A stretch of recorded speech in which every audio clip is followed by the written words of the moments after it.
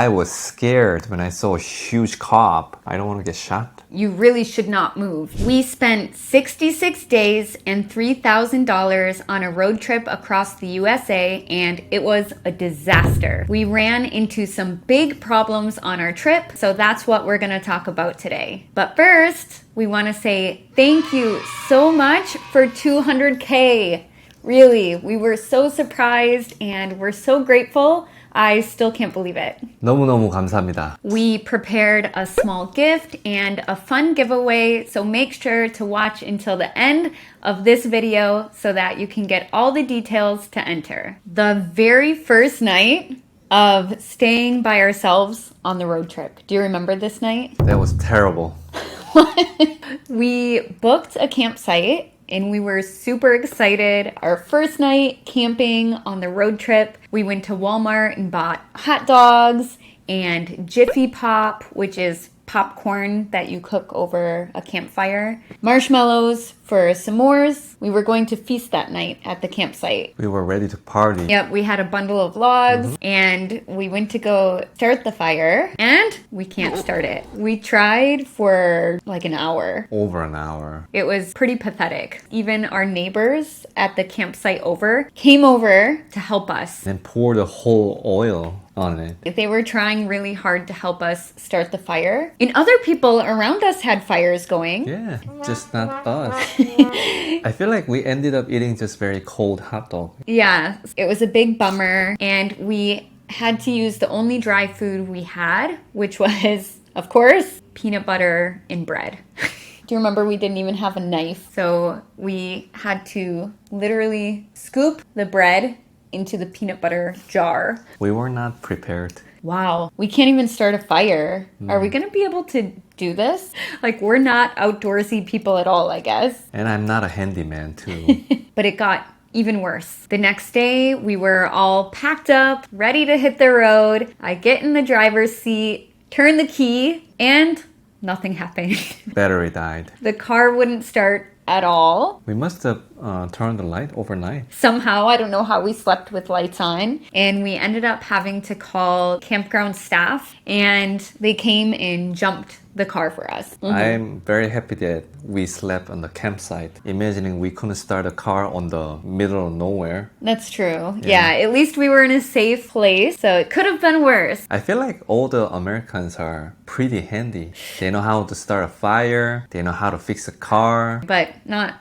this American. Not this man too. Anyways, that was our first night. After that, we made it all the way to the West Coast and we were in Portland, Oregon when our next disaster struck. They are known as the weird city. It's like the Portland stereotype. Keep Portland weird? Oh yeah, maybe. Keep Portland weird. They own their weirdness. Yeah. So first, let me preface this by saying Hong was driving. I can't even remember too many of the details. You don't remember the detail. You were yelling at me, I gotta go to the bathroom. It was an emergency. I parked on the street and then I was not allowed to park there. So I'm trying to find another spot. So I'm trying to get back on the road. And then... Car accident.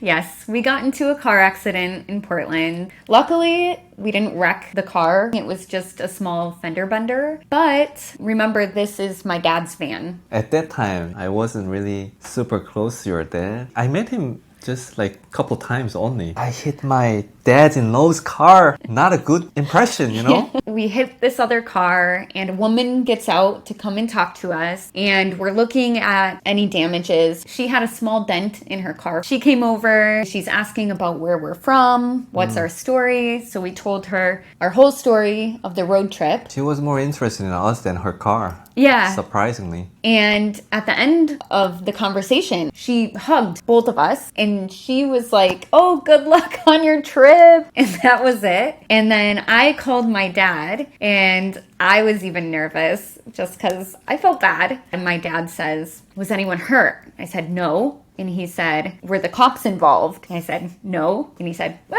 you're good then. No problem. He was just concerned about our safety. But it was just really funny. There's not many times when you get in a car accident and then they hug you. Right. And then that same night, you know the phrase, when it rains, it pours? Or when something bad happens, it's like it all happens at once. It's getting late. It's getting dark. We're tired. We pull into a Walmart parking lot to park and stay overnight. We had to save the money. Mostly we sleep in the Walmart. Yeah, it was our go-to spot. We had our toothbrushes and toothpaste. We were going to brush our teeth. Walmart security pull up and they knew what we were doing because we were in our PJs with our toothbrush. And they were like, you can't sleep here because it was not a Walmart supercenter. If it's a supercenter, you can stay there. And this one said you could not sleep there. We didn't know. And we were like, oh, okay, we'll move. Sorry about that. We didn't know. I said, okay, Hung, open the car. And he said, what do you mean? You've got the keys. And I was like,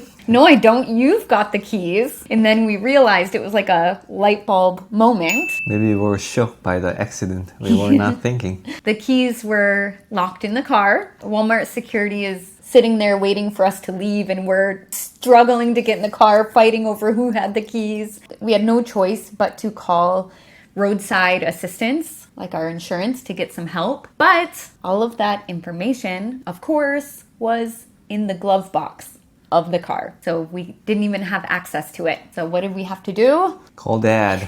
Call Dad for the second time that day. And the worst part was there's a huge time difference. There's a 3 hours difference. It's 1 a.m. in Michigan. My dad does not stay awake until 1 a.m. So He goes to bed at 10. yeah. Oh, I felt so bad. I could tell he was sleeping and I was like, Dad, it's me again. I'm so sorry. But this time we locked the keys in the car. He was very nice about it. My dad is a very patient man. He said, no problem. I heard him get out of bed, shuffle some papers, and he got the number for us to call. Hung up, called AAA, and they came and jimmied the lock so we could get into the car. And as we were leaving, do you remember what the Walmart security guards said? Just outside. They said, you didn't hear it from us, but a lot of people sleep behind that Burger King. And we went and there were like a million RVs there. It's like a campground behind Burger King. So we ended up staying behind Burger King that night and it worked out well. I feel bad about her dad because at that time I was just boyfriend, not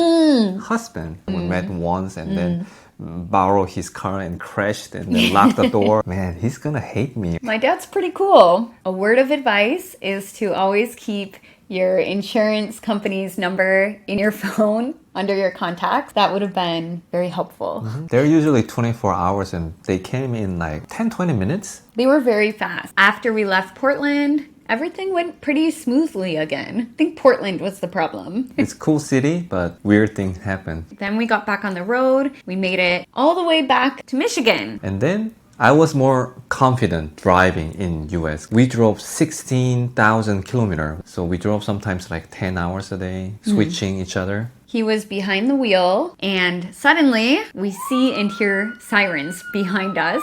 And I've never gotten pulled over before. This was actually my first experience as well. And I was like, oh my God, I think we're getting pulled over. I panicked. And immediately my first thought was, is your visa still valid?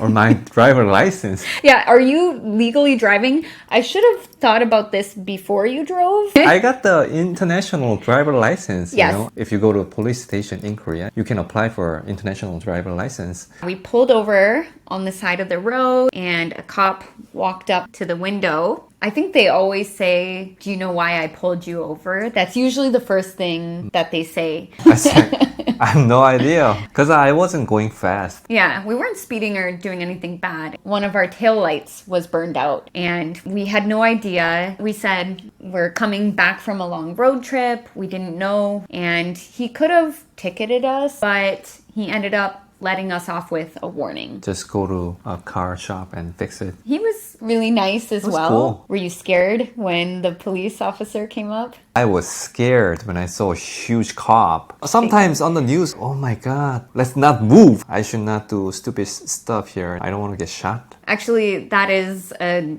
good point. When a police officer does come to your window, you really should not move. You need to keep your hands on the wheel. And then if they ask for something like your license or registration, you should warn them. Oh, it's in my glove box. Can I reach for it? Or it's in my back pocket. Can I grab that quick? Just because with the gun culture, if you don't say anything and you just reach, could be a little bit sketchy. So always hands on the wheel and warn them before you grab for something. Yes, sir. Do you have license? Yes, I have. I have in my pocket, in my wallet. Can I bring it out? Then you won't have any problem. We got let off with a warning. And then we made it to my family's cabin. We had a lot of stories, but we made it home safe and sound. So yes, it was a blessing. Wow, for 66 days in the car. I don't know if I can do it now. You want to try? No, my back hurts. What? Where's your sense of adventure? We did it in Korea for 30 days too.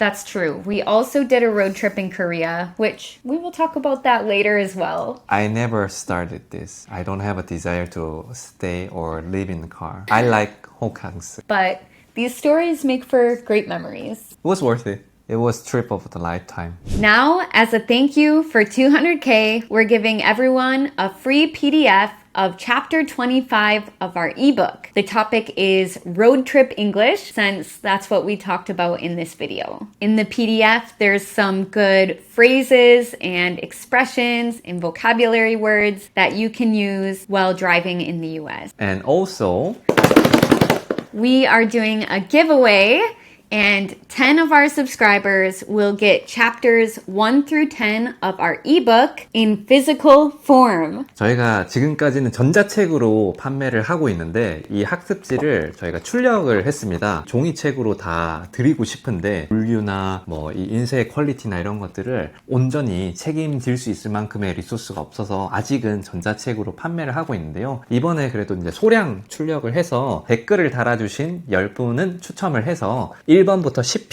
에피소드가 담긴 책을 택배로 보내드리도록 하겠습니다. 진짜 죄송하게도 해외에 계신 분들을 저희가 보내드리기가 좀 어려워요. 해외에 계신 분들 중에서 추첨에 당첨이 되신다면 저희가 판매하는 전자책 PDF를 1편에서 10편까지 전달을 드리도록 하겠습니다. Good luck, everybody, and thank you once again. We'll see you next time. Bye! Bye!